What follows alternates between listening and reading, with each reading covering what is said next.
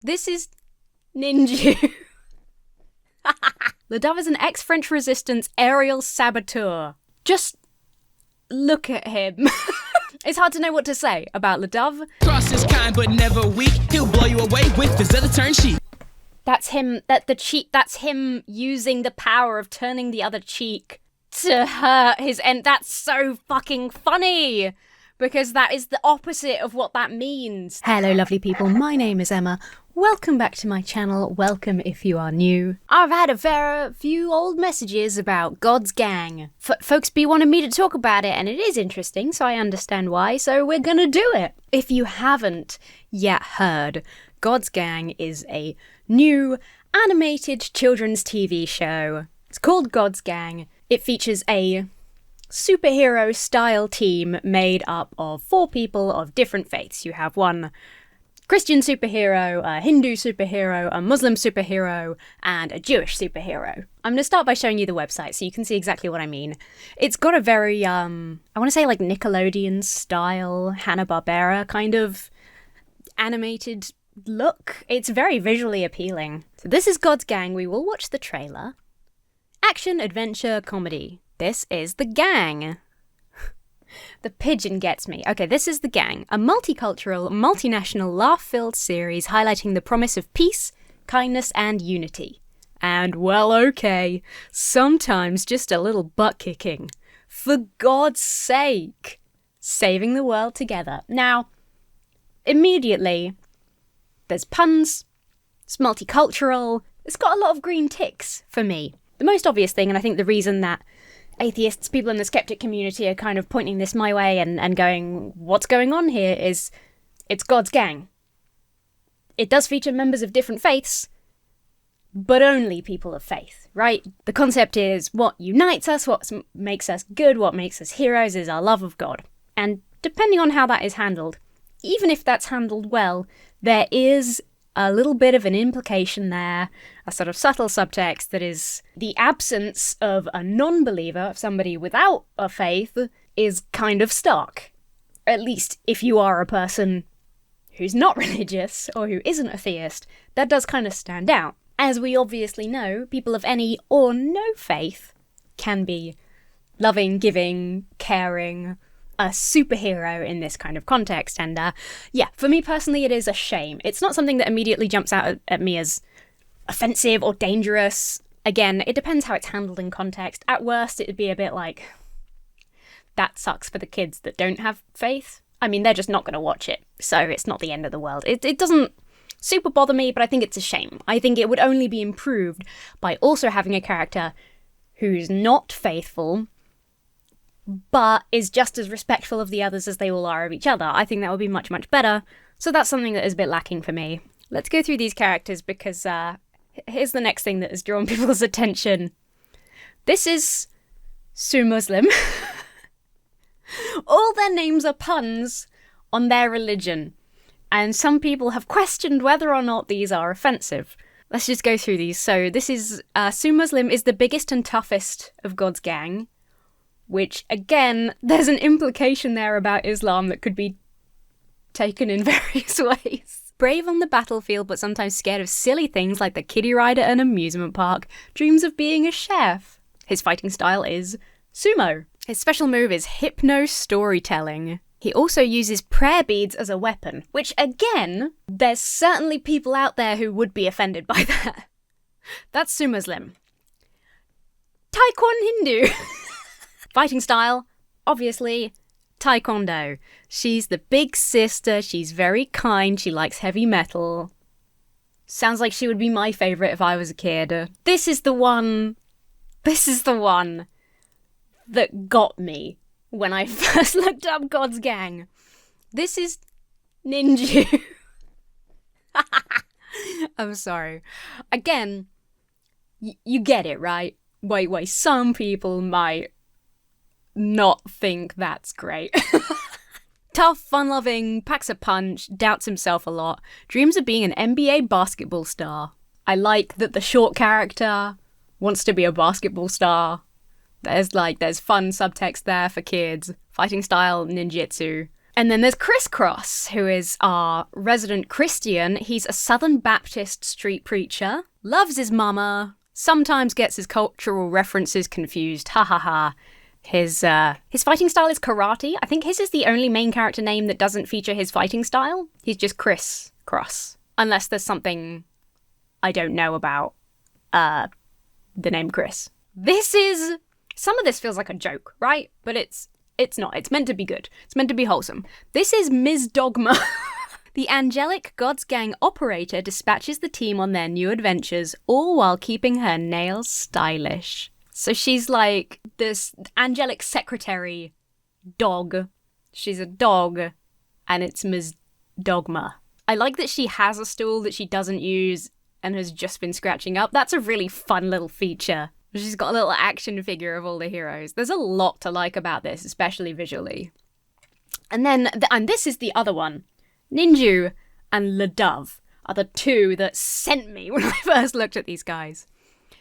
Commando, anyone? No need. Ledove is here. Ledove is an ex-French resistance aerial saboteur. Just look at him. It's hard to know what to say about Ledove.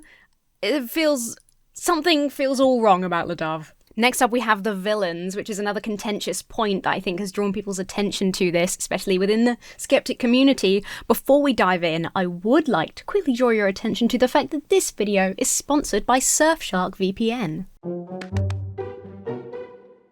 It's a man standing on a tombstone. Walking over your grave? The floor is lava. I don't know, man. Give me a hint. Maybe some features or something. It helps you access content libraries from all across the globe. It encrypts your online data and keeps you safe even on public Wi-Fi. It can get you the best deals on shopping by changing your location. It's a shark! It's a snowboard shark! Get an exclusive Surfshark Black Friday deal. Enter promo code EmmaThorne to get up to 6 additional months for free at surfshark.deals/EmmaThorne. I was just messing with you, pal. I know it's Surfshark, really.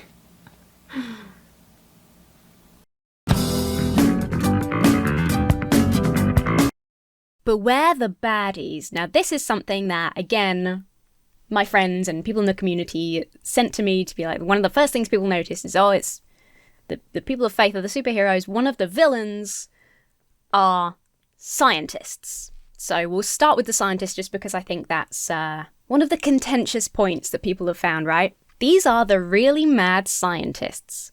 Too smart for their own good, misunderstood, they just want social recognition without any of the accomplishments to support it.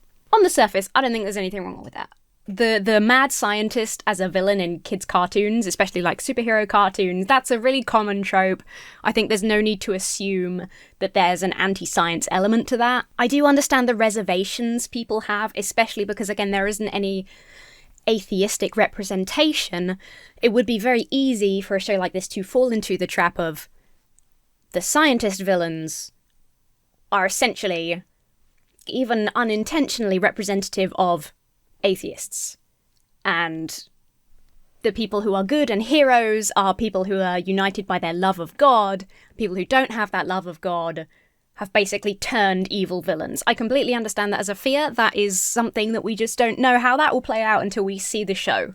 So, understandable concern. When I first looked at this, I wasn't too worried because they are one of 4 kind of categories of villains. So, the mad scientists, the really mad scientists, are one category.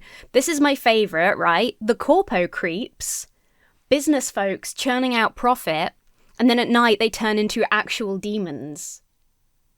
They've made evil corporate overlords into a villain for this show for kids. I love that. Teaching kids early to be a little bit skeptical of capitalism. It is interesting, and it throws up some just kind of lore and world building questions when you look at this, because I do kind of think, well, it's interesting that a certain type of demon, certain specific types of demons, and angels, angel dogs, those things are real, and yet all of the faiths still exist. So is this a universe like a, I can't think of any example now, American Gods? Something like that. Is this like a universe where all the faiths are true and different versions of different gods all exist, etc.? Or is one of the religions closer to the mark than the others, and we just don't know, and the angels and the demons aren't interested in revealing that? Just a little bit weird in terms of world building for me, just throws up some questions, but it's a kids show, so we don't have to look that deep into it. So Corpo creeps, and then there's the aliens, the little green fellas from space, Reptilios. Reptilios?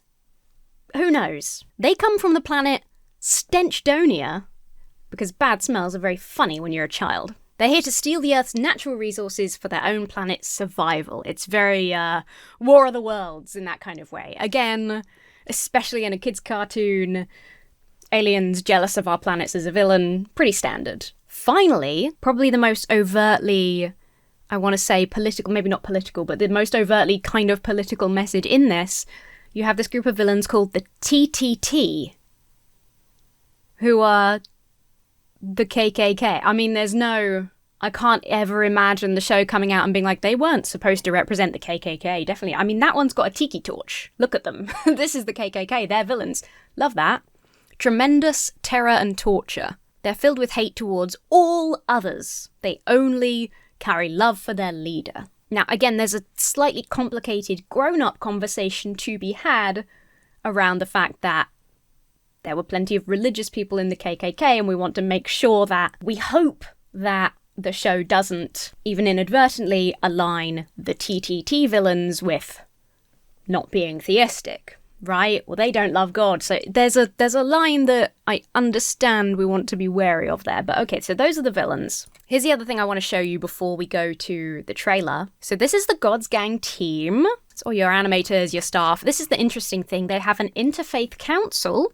So they have an imam, a rabbi, a Baptist pastor, basically every faith that is represented by the main characters, they have a representative on this Interfaith Council, which I think is very interesting. So clearly, at least the Interfaith Council on the Gods Gang team thought that the puns were fine and funny, and Shlomo Cheyenne doesn't have a problem with ninju, so we can take solace in that, I guess. Although this does kind of make me laugh. You've got your Baptist pastor, your Hindu specialist, your theme song performer. One of these is not like the others. And then they also have an advisory board. So there is work put in to the representations in this children's show, which I think is very worth mentioning. Because the first thing when people talked about this, the first thing I did was go to the team to see, right, people are worried about this. Is it just a big team of white American men? You know, that sort of thing. And it's really nice to see that, no, it is as culturally diverse as the characters in the show are, which is how it should be. So that's something that is like, puts us in a good place for checking out the show. I think we're ready to watch the trailer. What do you say? You can't answer back. I'm just going to start it. Friendship and laughter and flying kicks. Only together the world we can fix. God's game for different things. What an absolute killer tune! A little bit auto-tuned for my liking. It's very, I don't know, 2010s pop. But kind of neat. Ms. Dogma is just absurd looking. We may not agree on when to pray, but when we join hands, help us on the way. We may not agree on when to pray, but when we join hands, help is on the way. It is nice. It's a little bit weird in a way. It's one of those things where, as an outsider, not being theistic, it is kind of easier to understand Orthodox religion and literalism. It's kind of easier to understand that because it is what it is. The church says this, so that's what we believe. So it's interesting and conflicting in a way that is sort of like an intellectual curiosity. That's the best way I can kind of describe it, where you're like, they're acknowledging these differences, but I know that there are people who think those differences are, you know, the key to salvation or not, which is why there are so many evangelists who say, no, you have to follow this specific set of rules, or you won't go to heaven. So it's just interesting to see things that are like, no, we are different, but it's all the same. I guess it's kind of asserting. It hasn't outright. I guess I want to say it's kind of asserting it's all the same God, but then you have a Hindu cast member, so that doesn't work. And obviously, the Bible is quite specific on no other gods but me. It just throws up all these questions, and you're like, oh, but how does that work within their team? Do they not have these, like, they're, having a coffee in the evening to recount their tales of adventure, and, like, this stuff must come up, and they must discuss it, and they must disagree on some shit. Like, surely some of it's quite contentious if you're that into your faith. It's just weird. But, love and friendship, so I guess carry on. Cross is kind but never weak. He'll blow you away with his other turn sheet. Ninja has the power to analyze. That's him, that's him using the power of turning the other cheek to hurt his end. That's so fucking funny.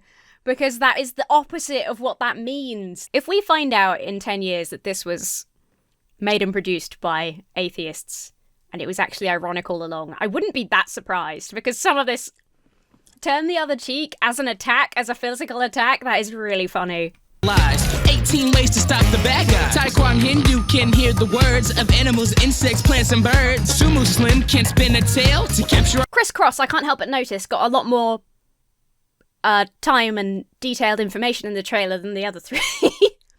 This is my other concern, right? My other thought with something like this is like, if is it going to be, multi-faith but Christian driven? And will they, without maybe even realizing, end up using Crisscross as the main character? Because again, the demons and of course there's overlap, especially with Christianity and Islam. Everything we've seen in terms of the villains, like the demons and the angelic creature and that sort of stuff, it does kind of, this is all the sort of stuff we've seen in Christian cartoons. So there's a little bit of me that's like, is this going to inadvertently be Christian-centric, even if it's trying to be multi-faith? Our enemies without fail. Together we're better, we stand for each other, fighting for others, for now and forever.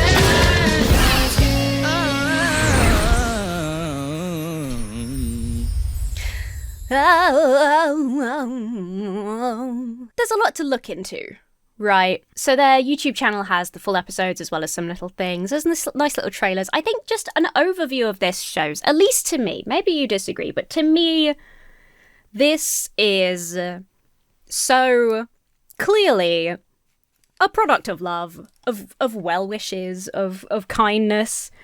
I think this was made with the full intention, or is being made with the full intention of a fun comedy, visually appealing, it's nicely made way of showing kids in an approachable and gentle and still entertaining way that it is perfectly okay to have differences, to be members of different faiths, and to still be friends. I mean, if you look at their shorts, it's moments from their the show. There's silly things like nobody wants to go to work on a Wednesday, and there's things like Muslims and Jews can always be friends, not just on our show. We should look at our shared values and connections rather than our differences. There's real compassion behind that. I believe this is completely genuine. I don't think this is I mean, the problem with this sort of thing is it will be controversial to some people because, again, it's so difficult with religion because for many people there are issues of salvation in those differences. So to those people, they might see this as well-meaning but think, if you're not, we can be friends, but if you don't convert to my religion, you won't be saved, so I'm going to keep trying to convert you, That's what makes it tricky. Pretty much all of these major religions have histories of violent conflict over these differences, and it's difficult to overlook that in the face of a maybe oversimplified concept of we can all be friends anyway. But the meaning is sincere, and it is a genuine, it seems driven by a genuine desire to connect over our shared experiences, and I think that's wonderful. The only thing that is like a little bit, for me, is the lack of a non-faith character. And I just hope and I won't know without watching some episodes, or maybe I'll read some synopsis, because as much as it looks like a fun child, I don't know if I want to watch a religious children's cartoon that much.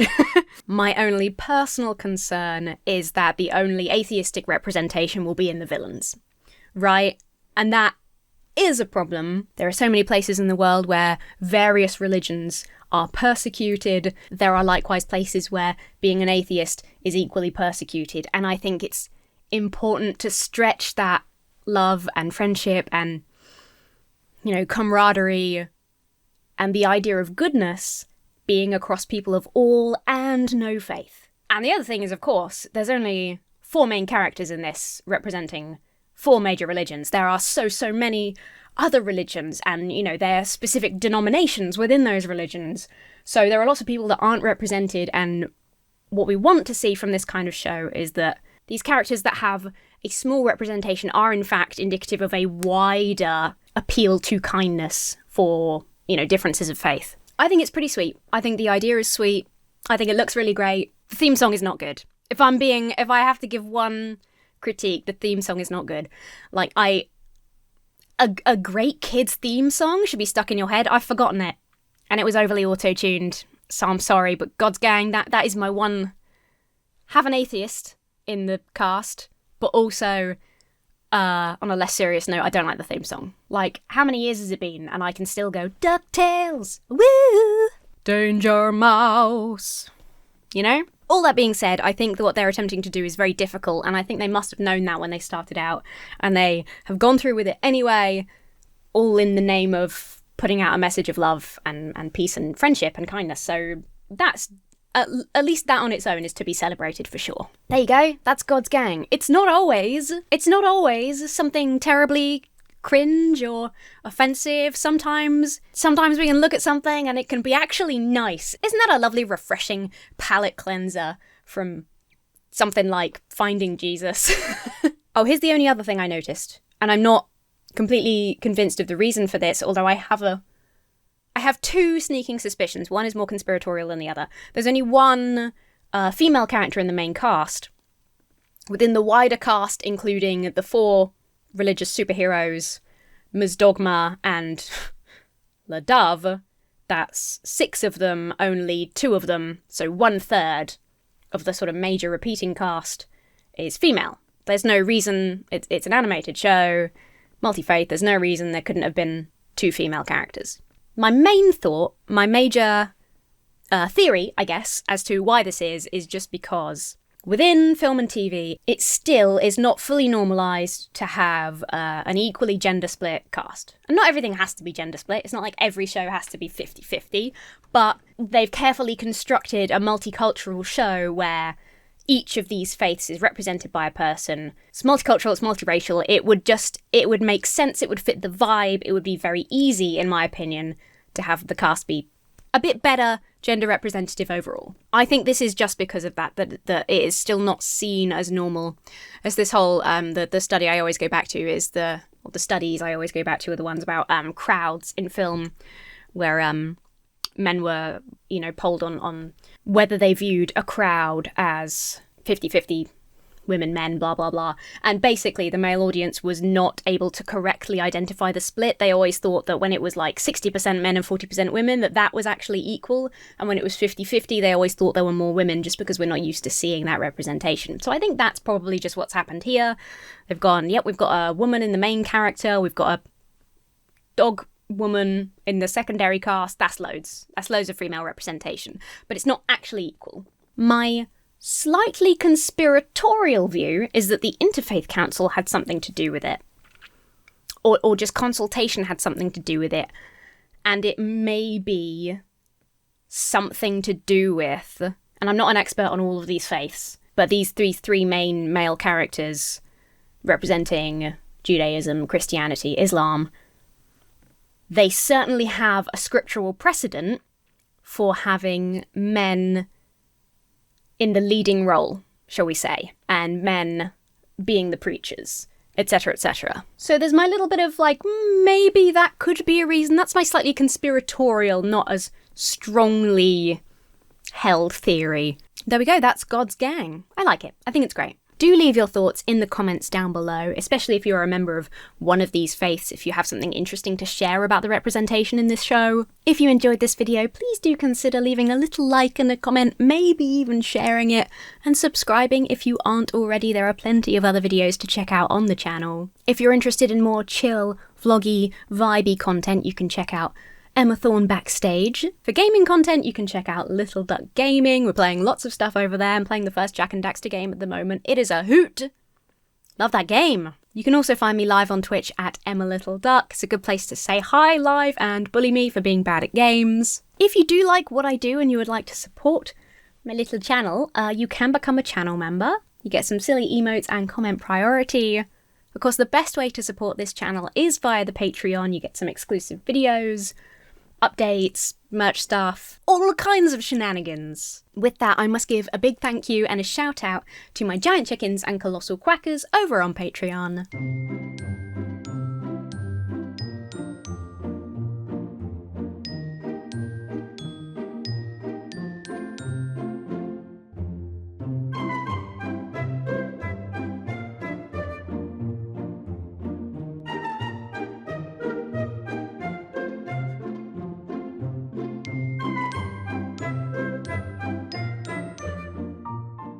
Thank you so much for watching, have yourselves a very lovely week, and I will see you really soon.